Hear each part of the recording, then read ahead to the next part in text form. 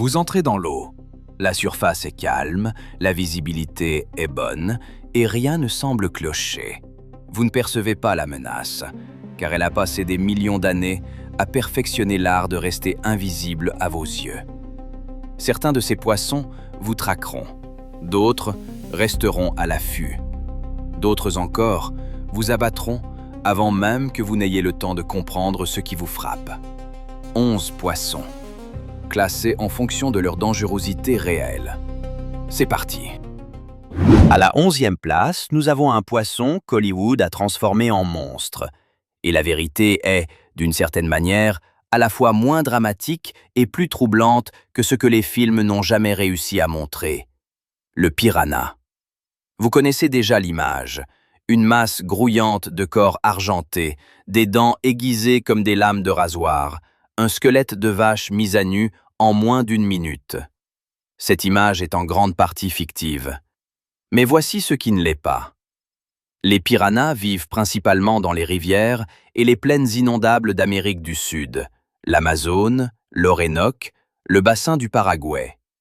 Il existe plus de 60 espèces connues, et la grande majorité d'entre elles ne s'intéressent pas à vous.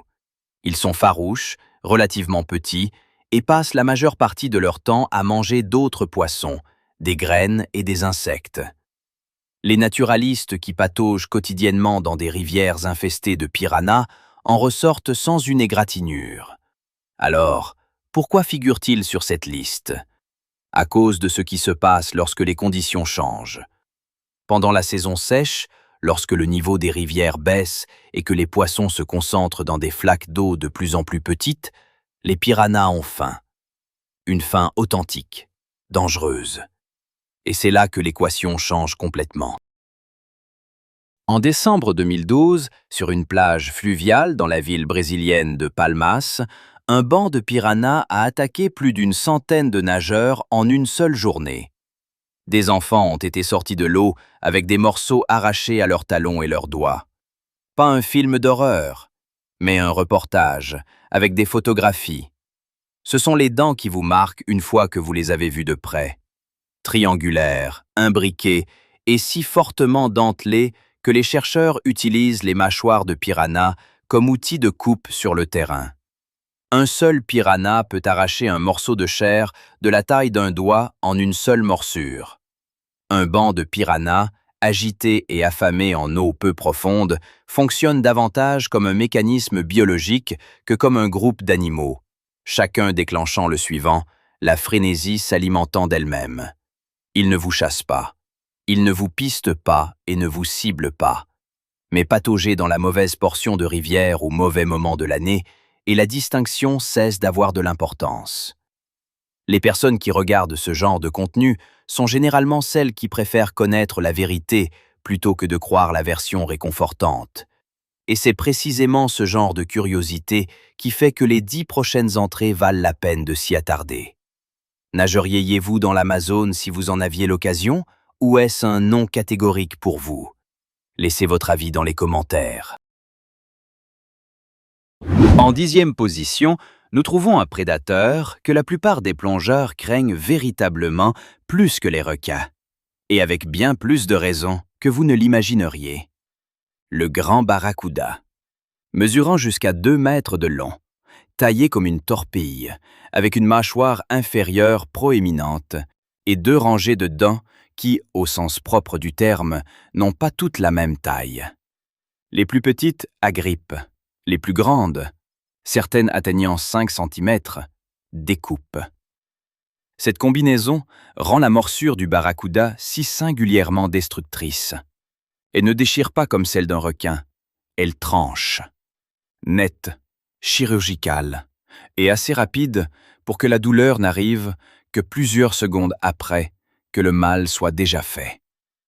Les barracudas chassent à la vue, et c'est précisément là que les humains se retrouvent en difficulté. Dans les eaux claires et ensoleillées, tout ce qui capte la lumière et bouge de manière erratique est interprété par un barracuda comme un poisson blessé, la cible la plus convoitée de l'océan. Un bracelet en argent, le cadran d'une montre, un couteau de plongée attaché à votre mollet, qui capte un rayon de lumière lorsque vous donnez un coup de pied. Le barracuda ne sait pas ce que vous êtes. Il sait à quoi ressemble ce reflet. Et il a passé toute son histoire évolutionnaire à apprendre à frapper ce reflet avant qu'il ne puisse s'échapper. L'attaque elle-même se produit à des vitesses approchant les 50 km/h. Il n'y a pas de posture d'avertissement, pas de cercle, pas de préparation. À un instant donné, l'eau est vide. Et l'instant d'après, elle ne l'est plus. Les plongeurs qui ont été frappés décrivent toujours la même chose. Ils ne l'ont pas vu venir. Ils ont ressenti l'impact en premier, comme s'ils avaient été frappés par une batte, et n'ont compris ce qui s'était passé qu'en regardant vers le bas. Ce qui rend les barracudas véritablement dangereux, plutôt que simplement spectaculaires, c'est leur habitat. Ils ne vivent pas dans des eaux profondes et isolées. Ils patrouillent les récifs coralliens, les entrées de ports, les plaines côtières peu profondes. Précisément les endroits où les plongeurs de loisirs et les snorkeleurs passent leur temps. Dans les Caraïbes, dans le Pacifique, dans la mer Rouge, le grand barracuda est un résident permanent des mêmes environnements que les humains visitent spécifiquement pour se détendre et se sentir en sécurité. Il existe également des cas documentés d'empoisonnement à la ciguatera causés par la consommation de barracuda, une toxine qui s'accumule dans leur chair via la chaîne alimentaire et produit des symptômes neurologiques si désorientants que les objets froids semblent brûlants et les objets chauds semblent glaciaux. L'empoisonnement peut durer des mois.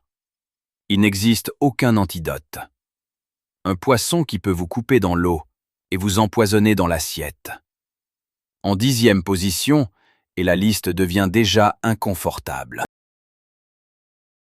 En 9e position, une créature qui ne ressemble en rien à un poisson et dont le comportement est unique dans les océans. La murène. Pas de nageoire pectorale, pas d'écailles. Un corps tel une corde musclée, qui peut atteindre 3 mètres chez les plus grandes espèces, et un visage qui semble avoir été taillé sur mesure pour vous glacer le sang. Sa gueule reste constamment ouverte, non pas pour impressionner ou menacer, mais par pure nécessité. C'est ainsi qu'elle respire. Ses dents sont courbées vers l'intérieur, pointant vers l'arrière, en direction de la gorge. Une fois qu'une proie y pénètre, la géométrie de la mâchoire rend toute tentative de retrait extraordinairement difficile. Mais la gueule que vous observez n'est que la partie visible de l'iceberg.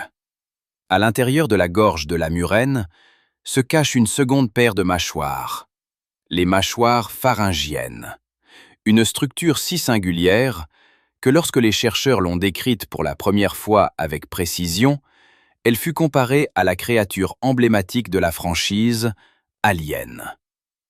Tandis que les mâchoires externes agrippent et maintiennent, les mâchoires pharyngiennes jaillissent vers l'avant dans la cavité buccale, s'accrochent à la proie et la traînent vers l'arrière, au fond de la gorge. La murène n'a pas besoin de secouer la tête ou de se débattre comme un requin. Elle active simplement cette seconde paire de mâchoires, et la proie glisse vers l'intérieur, presque mécaniquement. Aucun autre vertébré sur Terre ne chasse de cette manière. Elles vivent dans les anfractuosités, récifs coralliens, fonds marins rocheux, ou les interstices entre les rochers dans les eaux côtières peu profondes. Pendant la journée, la majeure partie de ce que l'on perçoit d'une murène est sa tête, se balançant doucement à l'entrée de son abri, la gueule ouverte, observant. Les plongeurs qui ont passé des années à explorer les récifs décrivent un malaise particulier face aux murènes. Une sensation qu'ils ne ressentent pas même auprès d'animaux plus grands et plus manifestement dangereux. Quelque chose dans cette immobilité, cette patience, L'impression que la murène ne réagit pas à votre présence, mais qu'elle attend simplement que vous commettiez une erreur. Et les erreurs se produisent aisément. Les attaques de murènes sur les humains sont presque toujours le résultat d'un contact accidentel. Une main qui s'aventure dans une anfractuosité à la recherche d'une langouste, un pied qui frôle un surplomb dans des eaux troubles, ou un plongeur nourrissant des poissons à la main dans un environnement récifal où une murène a appris à associer la présence humaine à de la nourriture. La morsure en elle-même est profonde et déchiquetée. Et comme les dents sont inclinées vers l'intérieur, le réflexe instinctif de retirer la main ou le pied ne fait qu'élargir la plaie. Plusieurs cas documentés ont nécessité une intervention chirurgicale simplement pour séparer la murène de sa victime. Car la prise de l'animal, même après sa mort, est d'une ténacité redoutable. Il y a aussi la question des bactéries. La gueule des murènes abrite un environnement microbien particulièrement agressif. Et les morsures non traitées présentent un taux élevé d'infections graves. La blessure initiale est déjà suffisamment douloureuse, mais ce qui s'ensuit dans les jours qui suivent peut être bien pire. Pour un animal qui dépasse rarement la taille d'un grand chien, la murène parvient à occuper une place disproportionnée dans les cauchemars des plongeurs expérimentés. Cela, plus que n'importe quelle statistique, vous révèle une vérité profonde sur sa nature. En 8e position, l'animal le plus magnifique de cette liste et l'un des poissons les plus destructeurs sur le plan écologique de l'océan actuel. Le poisson-lion. Des nageoires fluides et plumeuses qui se déploient comme des ailes autour d'un corps rayé de rouge profond et de blanc. Dans un environnement de récifs coralliens, il ressemble à une créature tout droit sortie d'un aquarium. Quelque chose de délibérément ornemental, presque trop parfait pour être réel. Les plongeurs qui le rencontrent pour la première fois décrivent fréquemment l'envie irrépressible de l'atteindre et de le toucher. Cet instinct, s'il était suivi, serait l'une des pires décisions qu'il n'ait jamais prises. Ces nageoires décoratives dissimulent 18 épines venimeuses, 13 le long de la nageoire dorsale, 3 sur la nageoire anale, 2 sur les nageoires pelviennes. Chaque épine est connectée à une glande à venin, et le venin lui-même est une neurotoxine complexe qui provoque une douleur immédiate et intense, suivie d'un gonflement, de nausées et, dans certains cas, de complications cardiovasculaires suffisamment graves pour nécessiter une hospitalisation.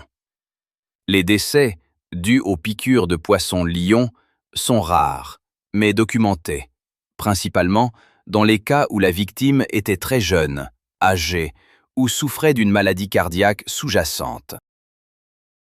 Pour un adulte en bonne santé, l'expérience est décrite comme l'une des pires douleurs jamais ressenties. Une douleur qui atteint son paroxysme en plusieurs heures et peut persister pendant des jours. Le poisson-lion n'attaque pas. Il ne vous poursuit pas et ne vous cible pas. Il existe simplement, sans hâte et sans peur, au milieu du récif, et se fie au fait que presque rien dans l'océan ne veut le manger. Cette intrépidité est en partie ce qui rend sa rencontre si dangereuse. Un poisson-lion qui n'a pas appris à être prudent face aux humains ne s'éloignera pas lorsque vous vous approcherez. Il restera simplement exactement là où il est et vous laissera prendre la prochaine décision. Mais le venin n'est qu'une partie de l'histoire. Le danger plus profond du poisson-lion réside dans ce qu'il fait à tout ce qui l'entoure. Originaire de l'Indo-Pacifique, le poisson-lion a été introduit dans l'Atlantique et les Caraïbes, presque certainement par le commerce des aquariums, potentiellement à partir d'un unique événement de lâcher en Floride, dans les années 1980.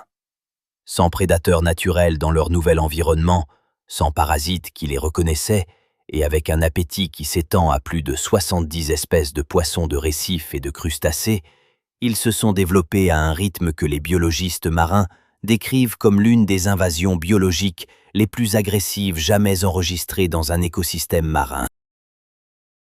En l'espace de 2 décennies, les poissons-lions s'étaient répandus de la Floride au golfe du Mexique, à travers les Caraïbes et jusque dans la Méditerranée. Dans certains systèmes récifaux des Bahamas, des études ont révélé que les poissons-lions avaient réduit les populations de poissons juvéniles indigènes de près de 90%. Un écosystème entier, remodelé par une seule espèce qui est arrivée par accident et n'a trouvé rien capable de l'arrêter. Il y a quelque chose de discrètement alarmant là-dedans. Une créature dangereuse au toucher, impossible à déloger, et se propageant à travers certaines des eaux les plus riches en biodiversité de la planète, avec une indifférence totale aux dégâts qu'elle laisse derrière elle. En 7e position, une créature qui, selon toute interprétation raisonnable de la biologie, ne devrait pas exister. Et pourtant, elle perfectionne discrètement sa méthode de violence particulière depuis des millions d'années dans les fleuves d'Amérique du Sud. L'anguille électrique. Bien qu'elle ne soit pas réellement une anguille, elle est plus étroitement liée aux carpes et aux poissons-chats. Son nom est resté parce que rien d'autre ne décrit aussi bien son apparence. Une masse musculaire épaisse, à la tête obtuse, pouvant atteindre 2,5 mètres de long, dérivant dans les eaux sombres et troubles des bassins de l'Amazone et de l'Orénoque, dans une obscurité presque totale. Elle est presque aveugle, mais elle n'a pas besoin de voir. Elle possède quelque chose de considérablement plus utile. Environ 80% du corps de l'anguille électrique est constitué de 3 organes électriques spécialisés, des cellules électrocytes empilées qui fonctionnent comme des batteries biologiques montées en série. L'organe principal gère la navigation et la communication, émettant des impulsions de faible intensité qui cartographient l'environnement grâce aux distorsions qu'elle génère. L'organe de Hunter et l'organe de Sachs, eux, s'occupent de toute autre chose. Lorsque l'anguille décide de décharger toute sa puissance, ses cellules se déclenchent en séquence synchronisée et libèrent une impulsion pouvant atteindre 800 volts pour 1 ampère de courant. Pour vous donner une idée, une prise murale standard aux États-Unis fonctionne à 120 volts. L'anguille électrique génère près de 7 fois cette tension, en une seule impulsion, à partir d'un corps vivant et sous l'eau. À une telle tension, l'effet sur un être humain est immédiat et grave. La décharge provoque des contractions musculaires involontaires, chaque muscle du corps, simultanément. Une personne se tenant dans l'eau peu profonde, une fois frappée, tombera. Une personne qui nage perdra le contrôle moteur de ses membres. Le danger secondaire, constamment sous-estimé, est la noyade. L'anguille électrique tue rarement directement. Elle tue en vous faisant tomber la tête la première dans l'eau et en vous y laissant. Pendant longtemps, les scientifiques ont supposé que l'anguille se déchargeait défensivement, une seule impulsion pour dissuader une menace, puis elle battait en retraite. Puis, en 2016, le chercheur Kenneth Catania de l'université Vanderbilt a documenté quelque chose qui a entièrement changé la donne. Lorsqu'elles sont menacées par un grand animal en eau peu profonde, les anguilles électriques se dressent hors de l'eau, appuient leur menton directement contre la menace et déchargent des impulsions soutenues, maximisant ainsi le courant traversant le corps de la cible en fermant le circuit par contact direct plutôt que par l'eau. Ce comportement avait été décrit par Alexander von Humboldt lors de son expédition en Amazonie en 1800. Écarté pendant 2 siècles comme une exagération, puis capturé par la caméra dans un bassin de laboratoire, exactement comme Humboldt l'avait décrit.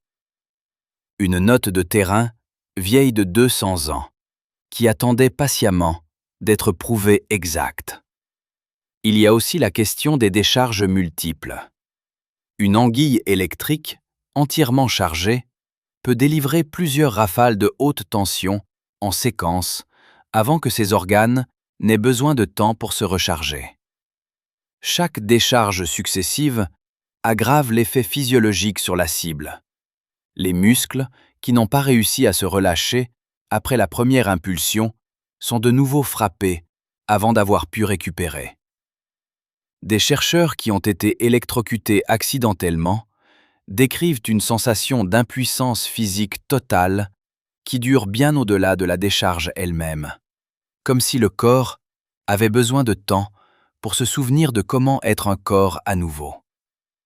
L'Amazonie ressemble à de l'eau, mais par endroits, elle fonctionne aussi comme un circuit électrique sous tension.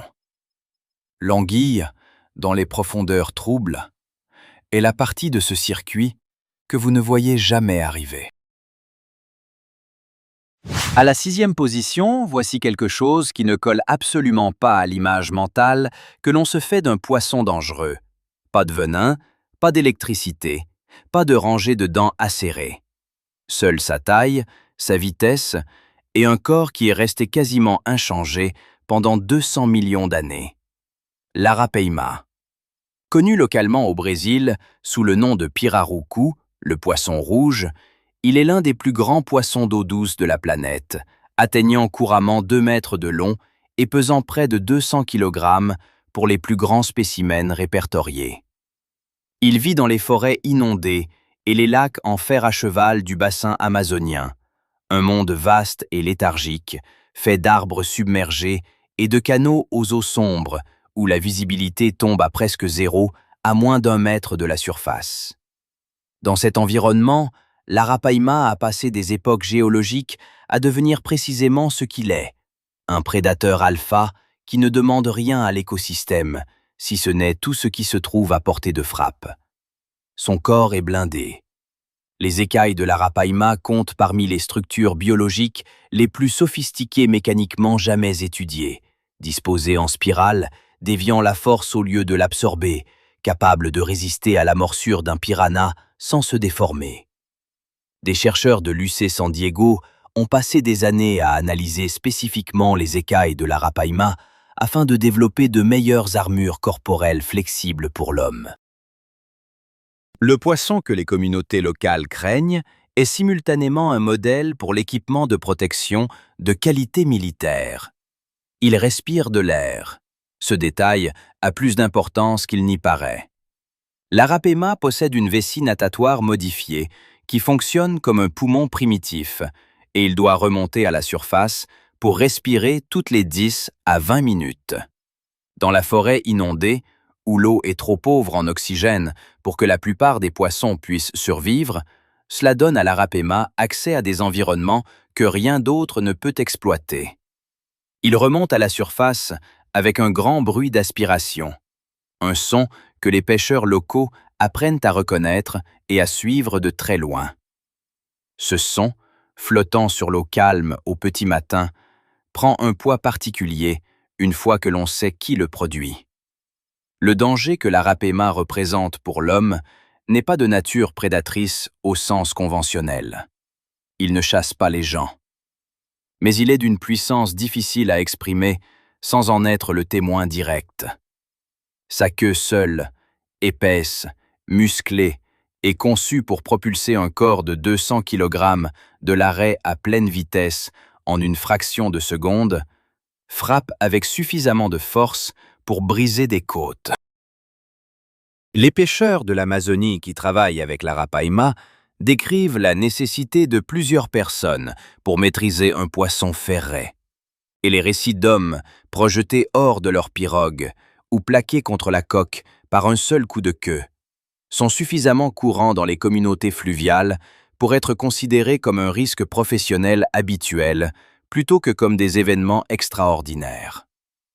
Il existe également des cas documentés d'arapaima bondissant hors de l'eau et atterrissant directement sur des bateaux de pêche, non pas comme une attaque, mais comme une réaction au fait d'être acculé. Le poisson faisant simplement ce pourquoi son corps a été conçu. La distinction entre l'intention et le résultat importe considérablement moins lorsque 200 kg de muscles préhistoriques blindés vous tombent dessus dans une étroite pirogue en bois sur une étendue reculée de l'Amazonie. Les communautés indigènes de la région pêchent l'arapaima depuis des milliers d'années, et la relation entre le poisson et les populations qui partagent son fleuve est réellement complexe. Une profonde signification culturelle d'un côté, un respect physique sincère de l'autre. C'est l'un des très rares poissons d'eau douce qui suscite la même prudence instinctive de la part des riverains expérimentés qu'un grand crocodilia. Un fossile vivant qui a survécu aux dinosaures, aux ères glaciaires et aux événements d'extinction massive. Il n'a pas besoin de venin. Il n'a pas besoin d'électricité. Il a juste besoin d'être encore là. Et il l'est bel et bien. En 5e position, un poisson qui ne vous tue ni par sa vitesse, ni par sa force, ni par un venin injecté via une épine, mais avec patience. Par le simple fait qu'il patiente sagement sur le menu d'un restaurant, ressemblant à une délicatesse exquise, attendant qu'une âme malheureuse commette la moindre erreur avec un couteau. Le poisson globe, ou fugu, comme on l'appelle au Japon. Rond, lent dans ses mouvements. Son apparence est presque comiquement inoffensive. Un poisson qui, lorsqu'il se sent menacé, se gonfle en une boule hérissée d'épines, ce qui est objectivement plus attendrissant qu'effrayant. Et pourtant, les espèces de la famille des tétraodontidés représentent collectivement l'une des concentrations de toxines biologiques les plus puissantes que l'on puisse trouver dans la nature. Ce poison est la tétrodotoxine. Elle s'accumule principalement dans le foie, les ovaires, la peau et les intestins du poisson, non pas produite par le poisson globe lui-même, mais par des bactéries présentes dans son alimentation. Des bactéries que le poisson a appris à absorber et à séquestrer plutôt qu'à neutraliser. La tétrodotoxine est un bloqueur des canaux sodiques, ce qui signifie qu'elle agit en empêchant les cellules nerveuses de se déclencher. L'effet progresse par étapes. D'abord, un engourdissement des lèvres et de la langue, puis des doigts, suivi d'une paralysie progressive des muscles volontaires, et enfin, des involontaires. L'esprit reste parfaitement lucide tout au long du processus. Le patient est conscient et alerte, tandis que son corps cesse systématiquement de réagir, jusqu'à ce que le diaphragme, ce muscle essentiel à la respiration, s'arrête également de bouger. Un seul poisson globe contient suffisamment de tétrodotoxine pour tuer 30 adultes. Il n'existe aucun antidote. Le traitement consiste uniquement à maintenir le patient en vie grâce à une ventilation mécanique jusqu'à ce que la toxine soit éliminée de l'organisme. Un processus qui prend des heures et nécessite un soutien médical intensif qui est tout simplement indisponible dans la plupart des régions du monde où le poisson globe est pêché et consommé. Et pourtant, on le consomme, largement, volontairement, et avec une vénération culturelle considérable. Au Japon, le fugu est une délicatesse prisée depuis des siècles, portant toute une esthétique autour de l'idée d'un danger maîtrisé, l'appréciation d'une saveur qui n'existe précisément que parce que son obtention exige compétence, formation et l'exclusion absolue de toute erreur. Les chefs qui souhaitent préparer et servir du fugu doivent suivre un apprentissage d'au moins 2 ans et réussir un examen de certification comprenant une épreuve pratique au cours de laquelle ils préparent puis dégustent eux-mêmes le plat. Le taux d'échec à cet examen avoisine les 60%. La licence, une fois obtenue, est traitée avec le même sérieux qu'un diplôme de médecine. La préparation consiste à retirer les organes toxiques selon une séquence précise, sans les perforer, sans laisser leur contenu entrer en contact avec la chair, sans le moindre faux pas dans la chaîne de décision qui sépare la partie inoffensive du poisson de celle qui est mortelle. Une coupe légèrement décalée. Une membrane qui se déchire alors qu'elle ne devrait pas.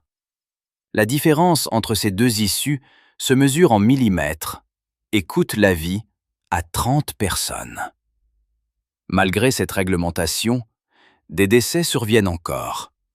Le plus souvent, non pas dans des restaurants agréés, mais dans des foyers privés, où des personnes tentent de préparer elles-mêmes le poisson qu'elles ont pêché, sans aucune formation, guidées par une confiance qui se révèle être l'ingrédient le plus dangereux du plat. Au Japon seulement, des dizaines de personnes meurent chaque année d'un empoisonnement au fugu. Dans les pays dépourvus de systèmes de certification, les chiffres sont plus difficiles à suivre, mais toujours plus élevés. Il faut un certain courage, ou peut-être un appétit particulier, pour s'attabler devant un plat qui exige l'intervention d'un professionnel agréé et 2 ans de formation spécialisée pour qu'il soit simplement comestible et sans danger. Le fugu repose dans l'assiette, translucide et délicat. Et la seule chose qui sépare ce moment d'une mort très paisible est la fermeté des mains d'une personne et la précision de tout ce qu'elle a appris. L'essayeriez-vous si l'occasion se présentait? C'est une question plus intéressante qu'il n'y paraît, car la plupart de ceux qui répondent « non » n'ont jamais vraiment réfléchi à ce qu'ils feraient s'ils étaient réellement assis à cette table, dans ce restaurant, le menu entre leurs mains. En 4e position, un animal qui n'a vraiment aucune intention de vous blesser. Ce détail rend ce qui arrive, quand cela se produit, d'autant plus difficile à digérer. La raie. Plate, gracieuse, avec des nageoires évoquant des ailes, comme une créature qui appartiendrait au ciel plutôt qu'aux profondeurs marines. Elle glisse sans effort sur les fonds marins sableux et les hauts fonds côtiers des océans chauds du monde entier. Celles qui nous intéressent pour ce classement sont celles qui se reposent, immobiles, sur le fond marin, dans ces mêmes eaux peu profondes et limpides, où l'on patauge et fait de la plongée avec tuba sans la moindre arrière-pensée. Sa défense est une épine dentelée située sur le dos de sa queue, recouverte d'un mucus venimeux et bordée de barbe orientée vers l'arrière. Une conception d'une efficacité redoutable pour une chose bien précise: pénétrer les tissus avec facilité et en ressortir en causant des dégâts dévastateurs. Quand on marche sur une raie, sa queue se projette vers le haut par un mouvement réflexe si rapide qu'il propulse l'épine profondément dans ce qui la presse. La frappe ne prend que quelques millisecondes. Les conséquences, elles, durent bien plus longtemps.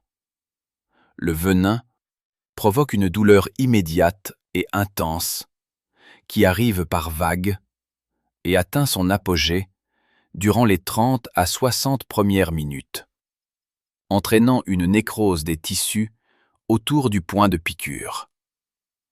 Mais le venin est souvent secondaire aux dégâts mécaniques. L'épine barbelée ne se retire pas nette, elle déchire. Dans les cas où les épines ont pénétré le torse, L'extraction chirurgicale a nécessité des interventions durant plusieurs heures. La plupart des blessures surviennent de la même manière. Une personne qui patauge en eau peu profonde marche directement sur une raie enfouie dans le sable. La raie réagit de la seule manière que son système nerveux connaisse.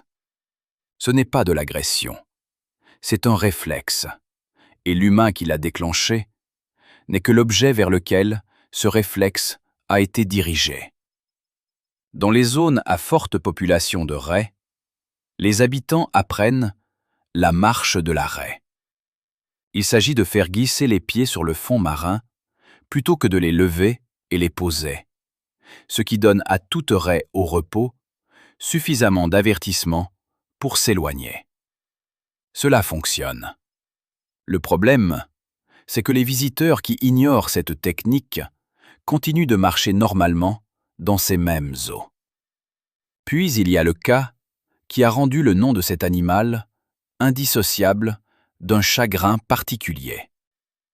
Le 4 septembre 2006, Steve Irwin, le naturaliste qui avait passé des décennies à manipuler des crocodiles et des serpents bruns royaux avec une habileté qui semblait presque surnaturelle, faisait de la plongée avec tuba en eau peu profonde dans le Queensland, lorsqu'une raie pastenague à queue courte lui a planté son épine dans la poitrine.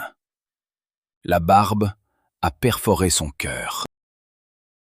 Le poids particulier de cette histoire ne s'est jamais complètement dissipé. Non pas à cause de qui il était, même si cela compte, mais à cause de ce que cela illustre, que la présence humaine la plus expérimentée, la plus prudente dans l'eau, reste soumise aux mêmes réflexes que n'importe qui d'autre. La raie ne reconnaît ni l'expertise, ni l'intention. Elle ressent une pression, et elle y répond. Un animal qui n'a jamais voulu faire de mal à qui que ce soit. C'est la partie qui vous marque le plus. En troisième position, un requin que de nombreux biologistes marins considèrent plus dangereux pour l'homme que le grand requin blanc, et dont le rapport à la nourriture ne ressemble à rien de ce qui existe d'autre dans l'océan. Le requin-tigre. Le deuxième après le grand requin blanc en nombre d'attaques enregistrées sur l'homme, mais dont le mode opératoire est, à certains égards, bien plus troublant. Le grand requin blanc est un prédateur sélectif. Il enquête, goûte et se désengage fréquemment lorsqu'il détermine qu'un humain n'est pas sa proie préférée. Le requin-tigre, lui, fonctionne selon un principe presque entièrement différent. C'est l'un des mangeurs les moins exigeants du monde naturel. Et cette particularité a des conséquences. La liste des objets retrouvés dans l'estomac des requins-tigres ressemble à l'inventaire d'une décharge publique. Des plaques d'immatriculation, des pneus en caoutchouc, une armure complète, un poulailler, des fûts, des tortues marines entières, carapaces comprises, et, dans plusieurs cas documentés, des restes humains ayant permis aux enquêteurs de résoudre des affaires de personnes disparues. Le requin-tigre ne goûte pas pour reconsidérer, il consomme. Cette différence comportementale, aussi subtile qu'elle puisse paraître dans sa description, est la raison pour laquelle les attaques de requins-tigres ont un taux de mortalité significativement plus élevé que celle de presque toute autre espèce. Ils patrouillent dans les eaux côtières peu profondes, les bords des récifs, les embouchures de ports, les embouchures de rivières, les eaux troubles qui se forment après de fortes pluies. À Hawaï, les requins-tigres sont responsables de la majorité des attaques enregistrées. Et le schéma est constant. Faible visibilité, eau trouble, le genre de conditions où la silhouette en surface devient suffisamment ambiguë pour que la décision du requin soit autre qu'en eau claire. Le corps est bâti pour exactement ce type de chasse. Le motif rayé distinctif, vif chez les jeunes, s'estompant en un marbrage plus subtil chez les adultes, donne son nom à l'espèce. Mais la caractéristique la plus pertinente, ce sont les dents. Uniques en son genre, dentelées des deux côtés, courbées, avec une encoche prononcée qui aide à saisir et à déchirer à travers des matériaux durs comme la carapace d'une tortue ou, avec la même efficacité, une planche de surf. Un requin-tigre n'a pas besoin de plusieurs passages. Une seule morsure déterminée d'un animal qui dépasse régulièrement 4 mètres et 500 kg est, dans la plupart des circonstances, définitive. Ce qui place le requin-tigre en 3e position plutôt que plus haut est une combinaison de préférences d'habitat et de comportement qui, avec un peu de vigilance, est partiellement prévisible. Évitez les eaux troubles. Évitez de nager près des embouchures de rivières après la pluie. Évitez l'eau à l'aube et au crépuscule. Le requin-tigre est dangereux de manière réelle et bien documentée. Mais il opère selon des schémas que la recherche a rendus au moins partiellement déchiffrables. Froid, indifférent et entièrement sans malice. C'est la partie la plus difficile à concilier avec l'ampleur de ce dont il est capable. En 2e position, l'animal qui a hanté davantage les cauchemars humains que toute autre créature marine et qui s'avère être à la fois bien plus sophistiqué et bien plus mal compris que ce que son image culturelle ne laisse penser. Le grand requin blanc. Jusqu'à 6 mètres de longueur, jusqu'à 2000 kg, présent dans tous les océans majeurs de la planète.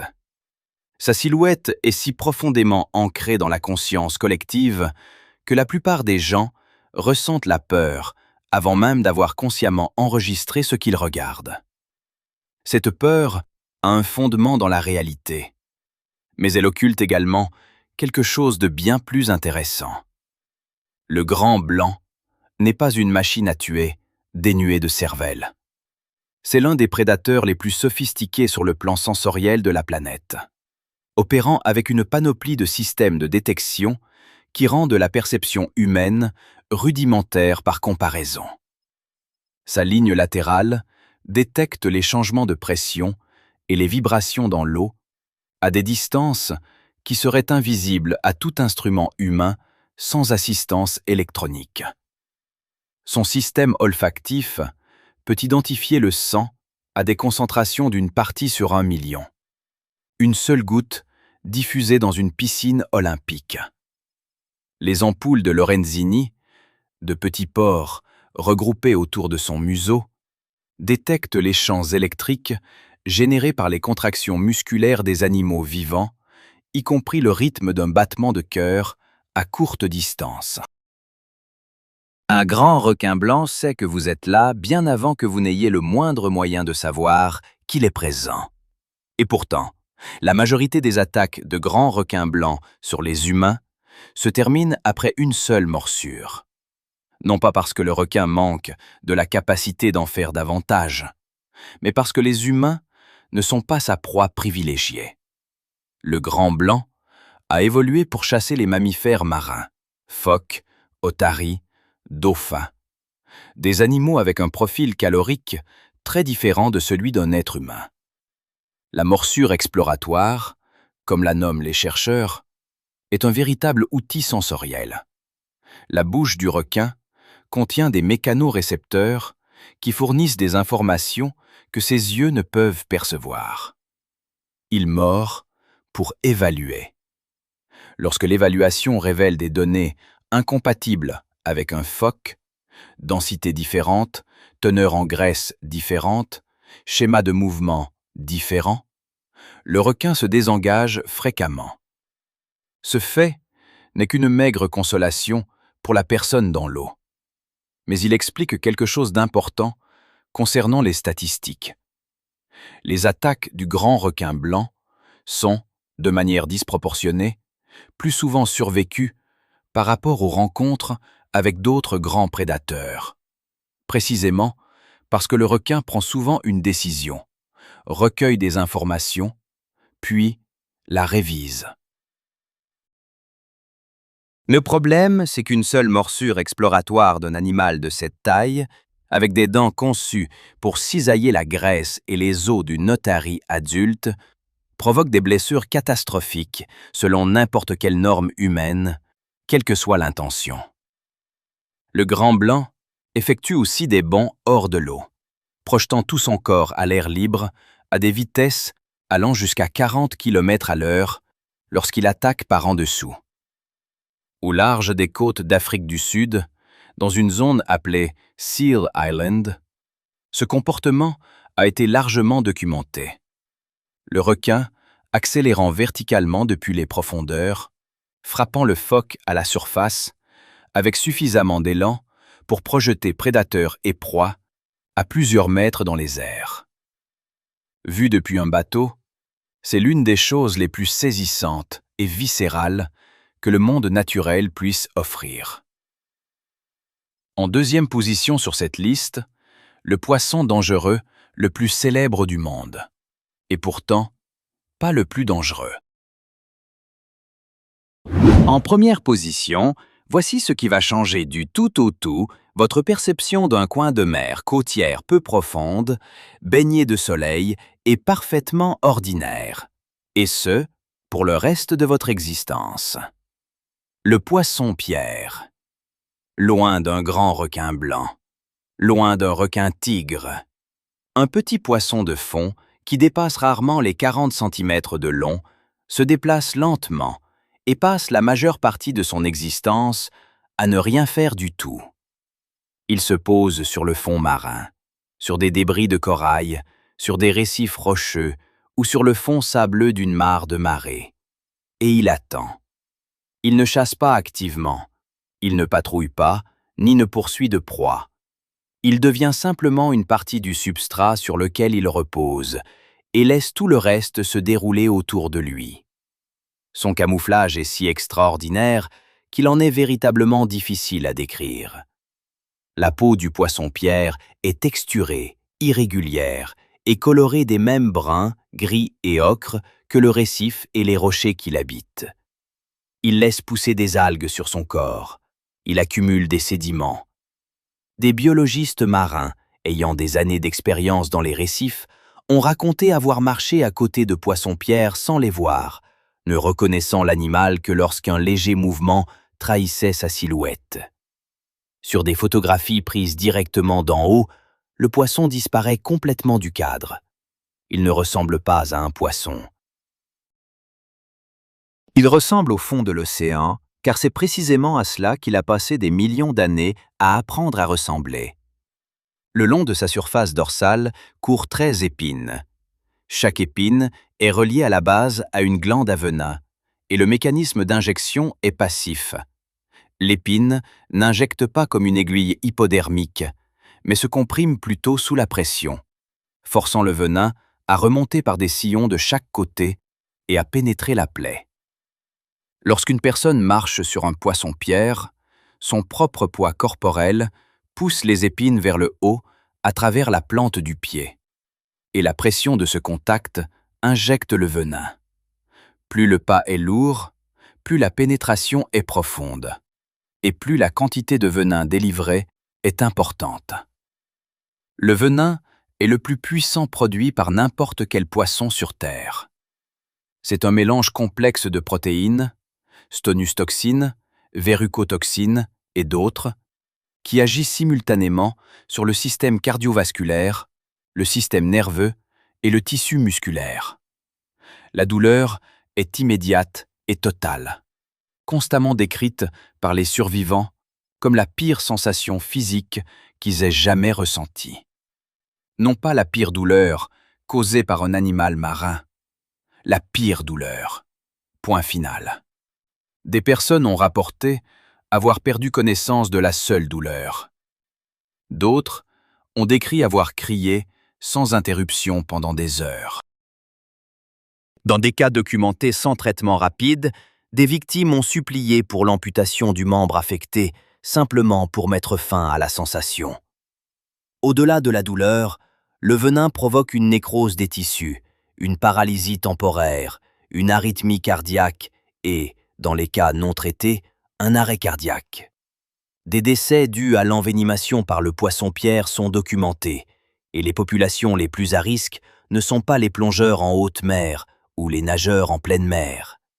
Ce sont des enfants jouant dans les piscines naturelles, des touristes pataugeant le long des plages de corail, des pêcheurs triant leurs prises à main nue.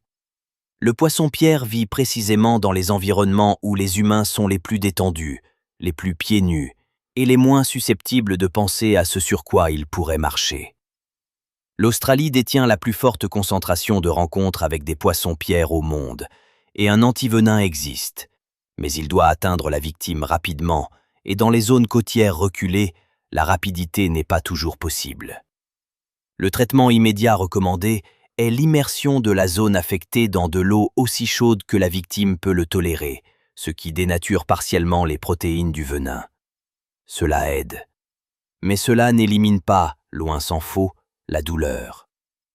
Il y a quelque chose chez le poisson-pierre que les autres animaux de cette liste ne répliquent pas tout à fait. Le requin, vous pourriez le voir arriver. L'anguille électrique annonce sa présence. La raie pastenague, on peut s'en éloigner en traînant les pieds. Le poisson-pierre n'offre rien. Aucun avertissement, aucun mouvement, aucun signal d'aucune sorte. Il attend simplement que vous le trouviez et punit cette découverte avec tout ce qu'il a. Le poisson le plus dangereux au monde ne ressemble pas du tout à un poisson. Il ressemble au sol, sous vos pieds. Et c'est cela, plus que tout venin ou toute dent, qui le place en première position. 11 poissons, et chacun d'entre eux prouve que l'eau n'est jamais aussi sûre qu'elle en a l'air. Faites-moi savoir dans les commentaires lequel vous a le plus surpris, et si vous en avez déjà rencontré un dans la vraie vie. La prochaine vidéo est déjà en préparation, et croyez-moi, l'attente en vaudra la peine.